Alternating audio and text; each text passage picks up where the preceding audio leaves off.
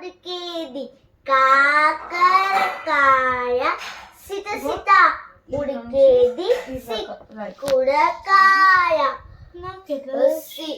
నానుతూ ఉడికేది నల్ల వంకాయ తేలుతూ ఉడికేది తెల్ల వంకాయ బిరబిరా ఉడికేది బీరకాయ దొర్రగా ఉడికేది ఆ దొండకాయ ఆలస్యంగా ఉడికేది అనపకాయ పప్పుతో 16 కూరలు చేసి సిక్కుడు పువ్వేసి సిరిమల్లం తోమి కాకరా పువ్వేసి గంగాయం తోమి బుక్కెడంత బువ్వ సారడంత నెయ్యి